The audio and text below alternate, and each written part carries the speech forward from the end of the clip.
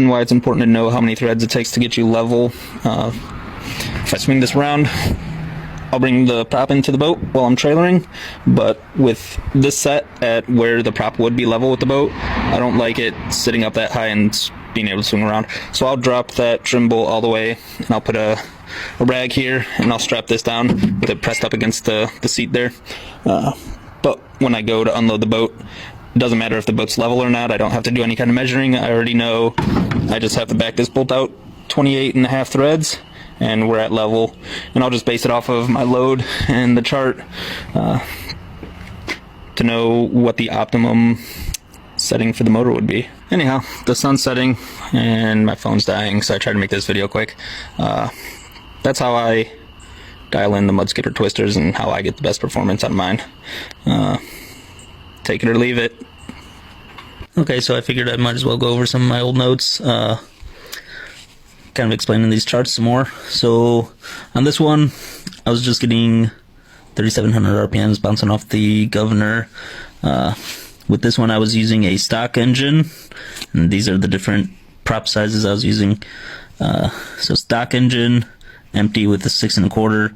It didn't really matter where the trim was, except for that very last one. It kind of started to pull off to the side though and blow out.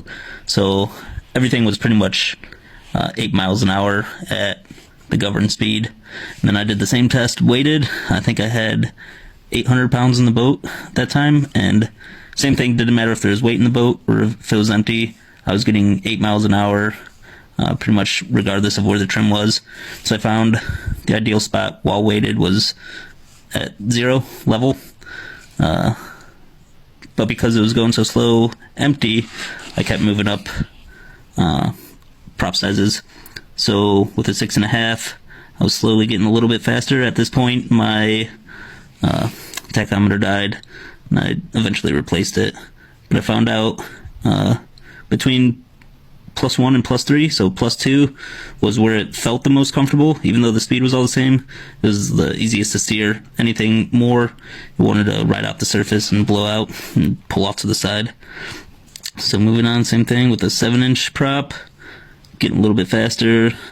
With the weighted, it was starting to lug down. Weighted with a 6 1/2, I was still getting 8 miles an hour, so I figured when I have a lot of weight in the boat, 6 1/4 was best level. If it's just me, I kept going up.